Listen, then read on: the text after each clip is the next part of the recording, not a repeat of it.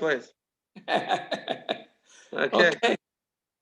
So, good evening, and as we do every week, where you focus on a sugya, a background of a topic in halacha that relates and that comes from the sedra, the parsha of the week. This week's parsha is Parshas Mishpatim. The topic that we're going to be speaking about today are the dinim, the laws of a shor hamuad. Rabbi Green, good evening. I see you're on mute, but I hope. Okay, so I hope you don't mind. I was with Marty. I saw it turned 7:15, so we got started. But don't worry, we're not very deep into it yet. That's okay. Okay, so the topic this week is going to be the dinim of the shor hamuad. Today's class is based on L'Kutei Sichos, volume 36, Chelek Lamed Vav. What is a shor hamuad? So this week's parsha, we learn about the laws. If somebody owns an ox, if someone owns an animal, and his animal may cause damage in someone else's property, or cause damage on someone else, meaning it could hurt someone or kill someone. So then, what is the din? So if it happens once, if it happens twice, if it happens 3 times, the animal is called a shor tam. Tam meaning like simple, tam. We'll see soon a little bit more of the understanding of the word tam, but basically, this was not expected to happen. You can't blame the owner for this, and therefore the owner only has to pay chatzi nezek, half of the amount that he damaged. Half of the damage. However, once it gored 3 times, once it caused damage 3 times, now the status of this ox is a shor hamuad. It's a shor, it's an ox that you could predict that it's going to cause damage. What does the word muad mean? Muad literally means forewarned. That the owner of this ox was already warned 3 times to guard over his ox, and now that it damaged a 4th time, that is the shor hamuad, and in that case, the owner doesn't only pay half the price of the damage, but he has to pay the complete damage of anything that his ox does, and any damage that his ox causes. So on that topic, the Rambam tells us a very interesting halacha. If there was an ox that gored once, twice, 3 times, already became a shor hamuad, you could already sort of predict it has this new habit of damaging. If a person sells that ox to someone else or gives it as a gift to somebody else, now there's a new owner to this ox. If there's a new owner to the ox, the count starts again from 1. We don't consider the ox anymore an ox that you could predict and a forewarned ox. Now that it transferred ownership, it starts again from the beginning. The count starts again. This is what the Rambam says. Shor shehuad v'nimkar, a shor that is already a muad and it was sold, or nitam b'matana, or was given as a gift, chazer lisamusa, it returns to its status of being a tam. Why? So listen to these words. These are going to be, in a sense, the words of today's whole class. Shaharashus shenishtanes mishana dinoi, because the reshus, the change of ownership, the change of property, the change of reshus, mishana dinoi, changes the laws, the status, the halachic status of the ox. Now, this idea that with a change of ownership, it also changes status and halacha, the Rambam already wrote that. He wrote that once before in a slightly different context, but he already wrote this rule. And what we're going to have to do now is spot the differences. We're going to notice how where the Rambam says it here and the way he says it there is not the same. So 2 chapters earlier, the Rambam speaks about a case that's slightly different, but with the same bottom line. The situation is that I have an ox, and someone else borrowed the ox from me. I lent it to him. And while it was under the auspices, right? Under the control or the ownership, and not the ownership, it's not the word ownership, but it was in the possession of the person who borrowed it, it damaged once, damaged twice, damaged 3 times. It became a muad in the property of the person who borrowed it. After that, he returns the ox, and now it's back in my property. What's the din then? So the Rambam says, Sha'alai kishutam. Someone borrowed it when it was a tam, v'huad b'veis ha'shoyel, became a muad. They got the status of a muad, in other words, 3 times, in the house of the shoyel. V'hechazirei l'ba'olav, and then he returned it to its original owner. Chazor l'samusay, the same thing. It returns to its original status. You start the count again. Why? Hayil v'nishtanes reshusay, since it changed property, since it changed ownership. What should be the next words? The next words should be, based on what we learned before, its halachic status changes when it changes property. It's not what he says. He says, Hoyo v'nishtan shusay, concludes the Rambam, Batla ha'ada. The previous warnings are disqualified. You cannot transfer the warnings that were applied before to the new or original owner. So you see, when it comes to the first halacha that we learned, which was talking about a situation where a person sold the ox or gave it as a gift, what did the Rambam say then? That the change of ownership changes its halachic status. However, when it comes to someone who borrowed it and returns it, the Rambam doesn't say that the change of ownership changes the halachic status. Instead, what the Rambam says is the change of ownership disqualifies the original warnings. It's different. It's a different approach. Yes, I understand the bottom line is the same. But soon we'll see there might be also a different bottom line as well. So that's our first question today. The first question is, why does the Rambam change in the way he describes it in one place versus the way he describes it in another place? In that the change of ownership, what does it change? Does it actually change the din, or does it not change the din, but it disqualifies the previous warnings? So what's going to be the halacha if it disqualified the previous warnings? Continues the Rambam. He says, "V'habailim, the owners, in other words, the original owner, the one who always owned it, mishal muchatzi nezek, he has to pay half the damage worth, another half of the damages. Like we said, because it's a tam, it started again the count from the beginning, so he only has to pay half. The hashayel, and the one who borrowed it, pater, he is not liable at all." And then the Rambam says 2 words, shaharei chazirei, because he returned it. What is the Rambam adding with those 2 words, shaharei chazirei, because he returned it? Obviously, the shayel, the one who borrowed it, should not be obligated. Why should he? It's not in his possession. It doesn't even belong to him. Why should he be obligated? And the Rambam is quoting this halacha from a Gemara, from a Brisa. And he doesn't just quote it, he adds these 2 words, these final 2 words, shaharei chzira. He's not liable because he returned it. What is the Rambam trying to tell us with that? So in order to make sense of this Rambam and what is he saying and the 2 different approaches, we have a much greater question really that we must address. It's in Yiddish the expression would be it's a klotz kasha. A klotz kasha means it's a, I don't know if there's a good English translation to that, but the point is that it's a very basic question. What's the basic question? Why is that true that when it changes ownerships, it starts again from the beginning? Why does that make sense? And let me explain the question. You see, what takes an ox and makes it from a shur tam the first 3 times to a shur muad is a very straightforward, explainable idea.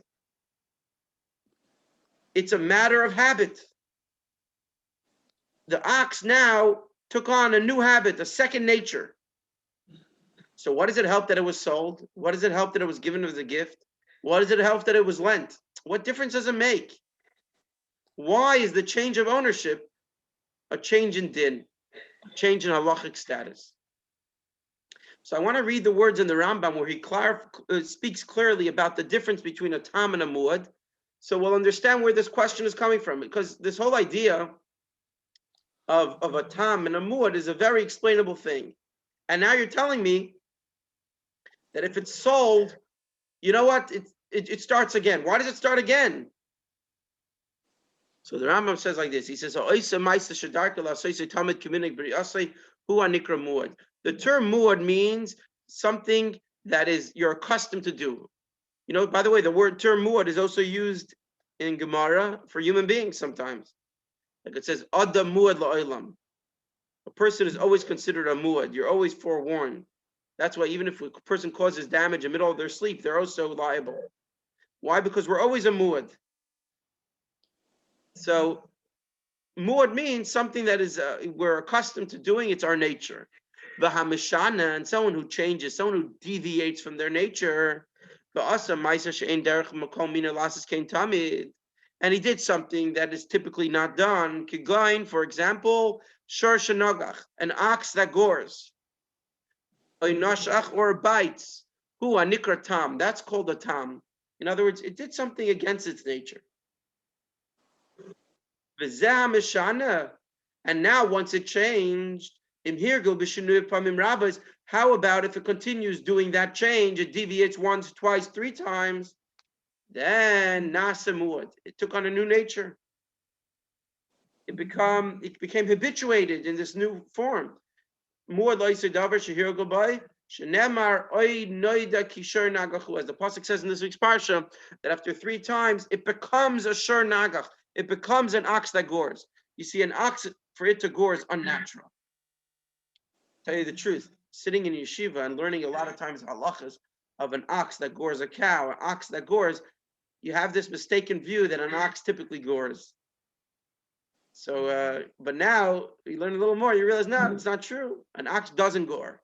It's unnatural for an ox to gore. If an ox gores, then it's doing something that's abnormal. It's deviating from its normal way. And if it continues deviating again and again, then it becomes a muad. Then it takes on this new nature. So how does change of ownership, now that its animal is sold, how does that change this reality? You see, it's not just this halachic status, it is a reality.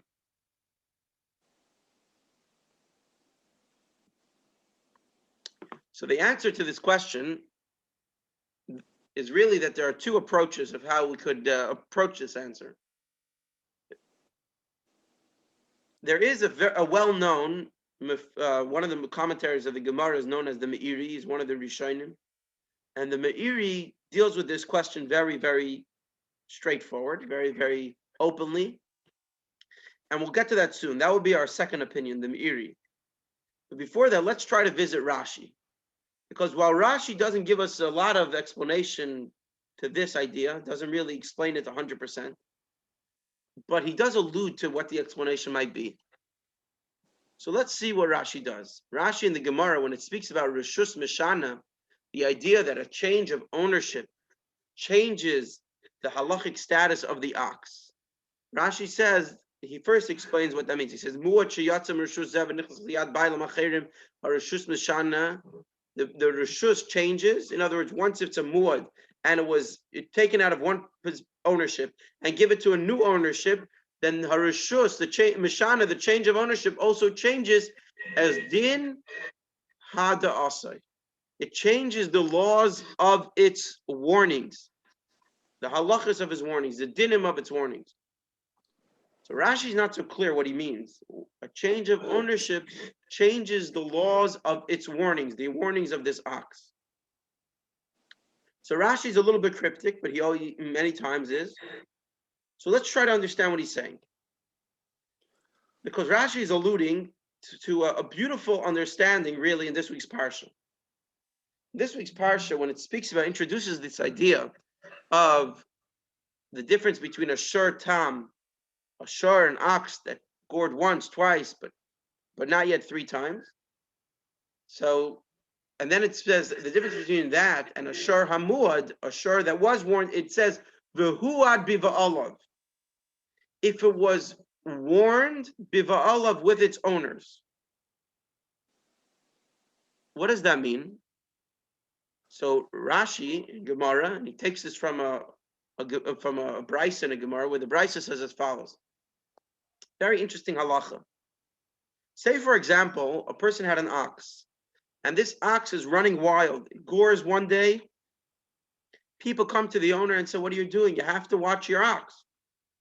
It gores a second day, and more people are coming and they're yelling at him. They say, you have to watch your ox. He gores a third day, and they're yelling at him. Even more people are yelling at him. You have to watch your ox. You have to lock it up. That ox is not a muad. Why not? Because v'huad biv'olav means, it translates that he had to have been warned in Beis Din. You see, the word v'huad, which we're translating as habitual, it's not written, it means that he was forewarned. Literally, it comes from the same word like edus, like testimony. Where's testimony given? Where's testimony received? In Beis Din. So if a person is warned about his ox 10 times, 20 times, 100 times, he is not considered, this ox is not considered a shor hamuad, because the warnings must be done in Beis Din. And by the way, just going to add to this understanding of the words, if it was in Beis Din, but the owner wasn't there, it also doesn't qualify. In order to qualify as a proper a muad, a shor hamuad, the owner had to have been warned 3 times in Beis Din. That is what you would call a gzeres hakasuv. Gzeres hakasuv meaning it's sort of by divine decree, because there's no real logic that we can make sense out of. If the owner was warned, he was aware of the damages that his ox is causing. No, it does not go to the status of a huad bivalav. It must be done in Beis Din. That is the rule, the way the Torah puts it. So what is Rashi saying here? Rashi is extending that idea.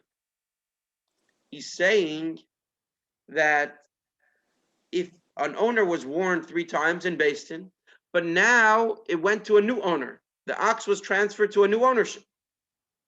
It was sold. It was given as a gift. So now you cannot apply to this new owner the words that the Torah uses, v'huhad biv'alav, that he was warned, the owner of this ox was warned 3 times in Beis Din. You know why? Because this owner, this new owner, was not warned 3 times. Let me explain that perhaps in simpler terms. Just like when the original owner, it's not so important that he was aware that his ox gored, but he had to have been warned in Beis Din. Now that there's a new owner, even if he's aware that this ox is a wild ox, it's an ox that damaged and so on, it cannot be a muad until he was warned 3 times in Beis Din. So in other words, the fact that the owner knows doesn't play a role here in becoming a muad. Because the Torah says, v'huad biv'alav, very specific qualifications in order for this to apply, and it would not apply to an owner that was warned outside of Beis Din, and in the same vein, it would not apply to an owner that was never warned in Beis Din at all, a new owner. Bottom line is that Rashi is accepting that this is a gzeras hakasuv. It's the rules, the way the Torah put it. It's the rules of the game, if you might want to say. In other words, this is by divine decree. This is the way it's dealt with. That is the Rashi approach. There is another approach, and this is the approach of the Meiri. The Meiri says that, I'll read his words and then I'll translate. He says, Yitzias Asher Mirishus L'Rishus Mishana Mazoli V'Tivoi. When an ox changes ownership, the ox itself changes. Up until now, we were talking about halachic status, right? Do the warnings that were given to the first owner transfer to the second owner or not? Now, says the Meiri, a whole other thing. He's saying when an ox is sold from one person to another person, the nature of the ox changes. The words he uses is mishana mazoloi. I don't know if this is typical mazel as you would translate it typically, but the point is it changes his nature. The nature of the animal changes. I didn't say this, the Meiri said this. You know, there's an expression, and I searched this today because I was looking for this. there's an expression about when a person moves to a new place, a new community, a new home, people say Mishana Makom Mishana Mazel. So I went online to see where's the original source for that. And I discovered that there's no original source. And then I thought, maybe, I know this is strange, but maybe this Meiri is the original source. We learned from an animal that Mishana Makom, when it changes places, it changes its mazel. Because you don't really find, there's no Maimer Chazal, clearly no statement from Chazal that says that when a person changes their place, it changes their mazel. It became a common expression that people use. Anyhow, that's a footnote. Let's go back. So the Meiri says the animal changes when it changes ownership. So it sounds a little strange, right? That the animal should change. But the truth is, it's not so strange. You know why it's not so? This could be a very understandable idea that the ox changes. And I want to borrow the logic from another halacha and apply it here, and you'll see what I'm saying. There's another halacha with regards to a shur, an ox that's becoming from a tam to a muad, that an ox could be a muad l'shabasos. That if the ox gores in the middle of the week, then the owner will pay half price of the damage. If the ox gores on Shabbos, then the owner will pay full price. What's the story? If an ox gores once on Shabbos, the owner is warned. Okay. The ox gored a second time on Shabbos, the owner is warned. The ox gored the third time on Shabbos, the owner is warned. So then this ox is only predictable to be a damaging ox only on Shabbos. This doesn't apply if it happens every Tuesday. It doesn't apply if it happens every Wednesday. Only Shabbos. What's with Shabbos? Why would the ox go crazy on Shabbos? So Rashi and Tosfos, they asked this question, they addressed this question, why would the ox change on Shabbos? And they give two separate answers, but they're coming towards the same idea. And they're both very interesting answers. Rashi says the ox on Shabbos is not as disciplined as during the week, because during the week the ox works. On Shabbos, the ox doesn't work. You're not allowed to have your ox worked on Shabbos. We learned it last week in Aseret Hadibros. The ox has to rest. The behemoth has to rest. So says Rashi, Lefishu bato mimalacha, because the ox is out of work. V'zacha daite olav, and his mind is sort of more. It's an interesting expression because it means his mind is more clear. In other words, an animal could behave like an animal in the full extreme when it's not working. Tosfos has something even more unique of an explanation to this idea. Tosfos says, you know what it is? The ox looks around on Shabbos, he looks at his owner and the owner's family, and they're wearing different clothing. And he goes wild because he doesn't recognize them. Because on Shabbos, they're wearing Shabbos clothing. Tosfos quoting from Yerushalmi, he says, Yefarish Yerushalmi, Lefi shara isam b'malbushim noim acherim v'chashuvim, because since the chashuvim be'ein of nachrim ve'ein of makirim, the animal, the ox, sees the owner on Shabbos with nice clothing. The chashuvim be'ein of, and he considers them nachrim as strangers. Ve'ein of makirim, he doesn't recognize them, and that's what sets it off. That's what pushes the buttons of the ox to go gore. So that, and every Shabbos this happens to the ox. That is the logic of why the animal would behave differently on Shabbos. In other words, the animal responds to its surroundings. And when the animal is less disciplined, it's more wild. Let's apply this logic to what the Meiri is saying. That when an ox is sold from one person to the next, so the ox it was a wild ox, it gored once, twice, three times. Now that it's sold and it's under new management, auspices, it's going to change its habits, because under new management, under new ownership, it's going to have different, discipline. It's going to have a different setting, and therefore the things that triggered the ox by the first owner will not trigger the ox in the second owner, because they're not going to be there. And also, it's very likely that the first owner was just undisciplined with this ox. That's why it happened so many times, and the new owner will be more disciplined. So Mishana Rishusay Mishana Tivai Mazalai V'Tivai, says the Meiri, the change of ownership changes the character of the ox.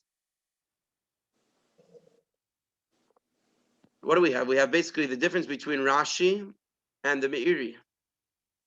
Rashi says that a change of ownership doesn't change the ox, it changes the halachic status of the ox. It starts again the count, but the ox is the same a wild ox as before. The only reason why we can't consider the first numbers and carry them over to the new owner is because the Torah tells us that the owner had to have been warned 3 times in this very owner. The Meiri says no. The Meiri says the change of ownership is a change in the nature of the ox and the character of the ox. What's the difference? One of the difference would be as follows. Bear with me, because it's a little bit of an interesting case. If an ox gored once, twice, 3 times, but each time that it gored a different animal. So what's the din then? Then it's become what we call a muad lakoil. It's a muad. The owner will be liable to pay the full price, regardless of what the animal gores next. It changes ownership, and now the ox gores a cow, let's say, once, another cow twice, another cow 3 times. So the second time the ox ran wild, and the second owner, it wasn't a muad lakoil, it was a muad, it was considered predictable to gore only one particular species. So then if we say that it changed the nature of the animal, then the new count is fresh and brand new, and there's no question that the cow now will only be, the ox now, will only be a muad for its particular species that it's wild with under this ownership. Whereas if you say that it's just a change in ownership changes the halachas, then there's a strong reason to say, not necessarily would this be the halacha, but at least there would be reason and logic to say that the ox goes back to its original status of being a muad lakoil, an ox that you could predict, you could assume that it's going to damage any type of animal. Anyhow, but that's just one difference. But the bottom line that we have is that there's 2 ways of looking at change of ownership for the animal. Is it a change in halacha, or is it a change in the animal? This brings us back to the Rambam. The Rambam uses both, because he wants us to know that in the change of ownership, both do apply. There is a change in halacha, and there's also a change in nature. And he applies it in 2 separate cases. In a situation when the transfer of ownership is a complete transfer, for example, when the animal is being sold or being given as a gift, that's complete, right? There was owner 1 and he's out of the picture, and now there's a new owner. Then that change, it's a complete change. It causes a change in the nature of the animal. However, in a situation that the animal wasn't a complete change of ownership, it was only borrowed, and the transfer is not complete. When it goes from the borrower back to the original owner, it was always under really the ownership of the original owner. And especially that we could assume halachically that the person who borrows an animal is not allowed to use it very differently than the owner would use it. So in that case, says the Rambam, it's true that the nature of the animal didn't change, but you know what did change? The halachic status, because the batla ha'ada, the original warnings cannot be transferred to the new owner. So let me just point that out in the words of the Rambam. We're going to just bring it up. You see, in the first case, when it speaks about selling, he says, "Shaharashus shenishtanes mishana dinoi." Changing of ownership changes the animal. It actually changes its halachas. It's true that he writes dinoi, its halachas, but it's making a change. Whereas in the case where he speaks about borrowing, he doesn't say it changes. He says the change of ownership, butla, it disqualifies the previous warnings, and that applies in a case of a borrowing, of lending, not in a complete transfer like a sale or a gift. One more thing is that the additional words that the Rambam writes at the end, he says that the reason why the person who borrowed it and it became a muad in his possession and he returns it, that borrower is not liable at all, is because you may have thought that being that the animal never changed in this change of ownership, so then maybe sort of the tam, it's not the tam, sorry, the shoyel, who got it when it was a tam, and it was under his possession that it became a muad, you would think that he sort of changed the nature. And now that it's going back to its owner and it didn't change the nature with that transfer, then you would think maybe the shoyel does, the borrower does have something to do with it.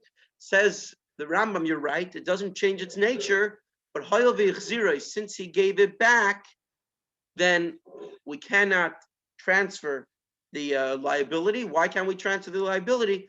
Because, as we said, the Torah says, "V'huad b'alav," it had to have been worn 3 times under your auspices. I know we covered a few things, but I want to take one clear summary. I want to make one clear summary of everything we learned just now.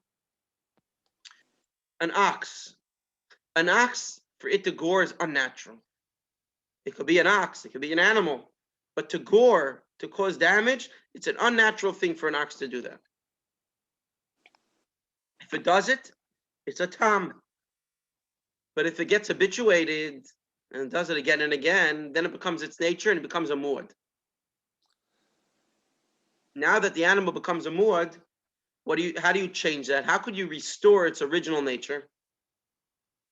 So there's 2 ways. One way is to train the animal and discipline it that it goes back. We'll see soon what that means. We'll bring a quote from the Rambam. What does it mean that an animal change its nature? But then there's another way. There's an alternative way. What's the alternative way? By changing ownership. And the change of ownership, once again, restores the original nature of the animal. Now that we have that summary, so one more thing. And the change of ownership, there's 2 ways of looking at it. That it changes, but not completely. Or in other words, just the halachic status changes, but not that the animal changes completely. And the most extreme, which is the opinion of the Meiri, that it actually changes completely. And the Rambam wants us to know that both apply. With that, I want to go into perhaps the most important part of the class, where all these halachas, what is it telling us? What does it apply to us? The nefesh halacha, the neshama of this halacha. For this, I have to really borrow a term that's it comes from Kabbalah, but it's become very, very part of the language in the book of Tanya, right? The book of Tanya, the seminal work of Chabad Hasidus, because we're very familiar, I know in Gemara and Mishnayos and other places, we use the term Yetzer Hara, evil inclination. A nefesh of Hamas is not a Yetzer Hara. Nefesh of Hamas is our animal self. Every one of us has an animal self. What's the animalistic self? What does that mean? It means that we want to do things for our own pleasure, like an animal wants to do things for its own pleasure. But that, in and of itself, doesn't mean that it wants to go against the will of Hashem. Our nefesh of Bahamas, our animal soul, wants to enjoy itself, wants to eat, wants to drink, wants to make money, whatever it is, it wants to do things for its own pleasure. But you know something? You could eat kosher food, you could drink kosher drinks, and you can make money in a kosher way. But it's animalistic because it's selfish. That's the nature of our animal as it's born, so as it's created. And what we have to discipline our ox. We have to use it properly. We have to harness it, put on a yoke onto our ox and make sure we use it properly. What happens? Sometimes the ox gores. What does it mean for the ox to gore? When it does something unnatural, it causes damage. It goes against the will of Hashem. For our nefesh Bahamas, for our animal self to go against the will of Hashem is really unnatural. It's an extension of our selfishness, but it's unnatural. It's a tam. What happens if Nebach, it does it again and again and again and again? We become habituated in a way that we're not according to the will of Hashem. It gores repeatedly.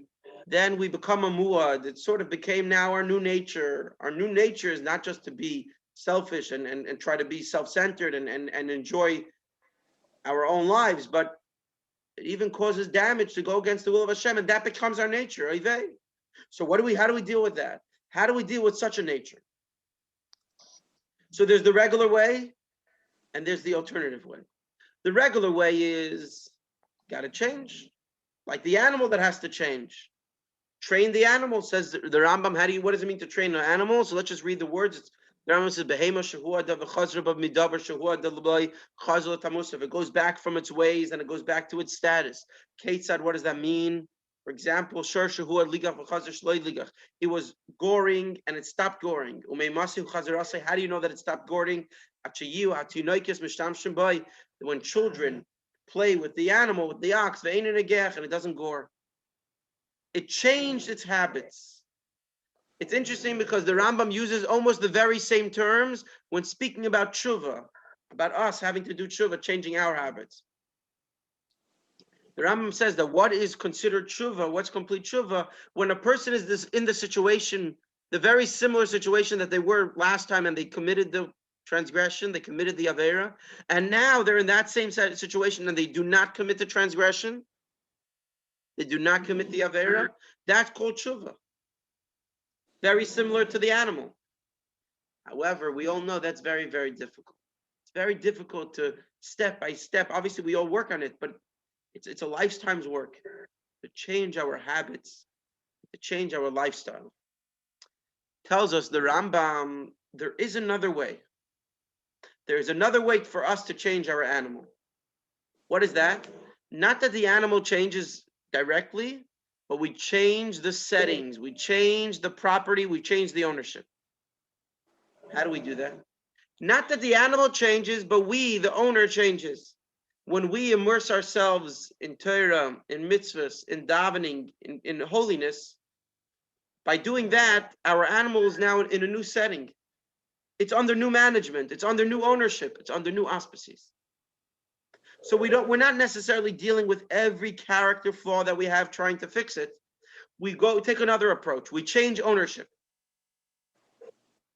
We become a new person. And when we become a new person, the animal it's under new auspices, and therefore it's more disciplined. You change the animal by not changing the animal, by changing the owner. It's interesting because when it comes to tshuva, the Rambam uses a similar term. He says that I know this is not so common nowadays, or maybe not common at all. Actually, I shouldn't say that. There are people who I know who use this. That one of the ways of tshuva, says the Rambam, is that a person changes their name. Why change their name? Because they're making a statement. I am not the same person that I was before. That's very much what we're saying now. Our animal might have not changed completely, but I am not the same person, and therefore everything of the animal changes. It goes back to its l'samusa, it goes back to its original status. And in that itself, there are two levels. It goes back to its original status, but not that the animal intrinsically changed. Not that it changed completely, but it's just not able to sort of express itself the same way. So the negativity is still there within us, but it's not active. Then there's even a greater one. The Meiri and the Rambam brings the Halacha that what? When we change ownership, when we immerse ourselves in Torah and mitzvahs and davening and holiness, the animal changes. The negative within us is transformed, and we have now a new drive in doing good. So in other words, this halacha is teaching us so much about ourselves. We started learning today thinking we're talking about an ox, and we're talking about goring, and we're talking about a situation of a beis din that doesn't apply today. And we concluded saying, no, of course, everything in Torah applies, and it applies very much. It's speaking specifically to us and specifically now. So let me summarize what we learned today. We've really focused today on the Halacha and the Rambam, that when a person has an ox that gored 3 times, it becomes a muad, and then he would be liable to pay the full damages. But if it transfers ownership, then he's not liable. We noticed that the Rambam changes terms. Sometimes he says that the dinim of the animal change. The other time he says, no, not that the dinim change, but that the previous warnings are disqualified and they don't transfer.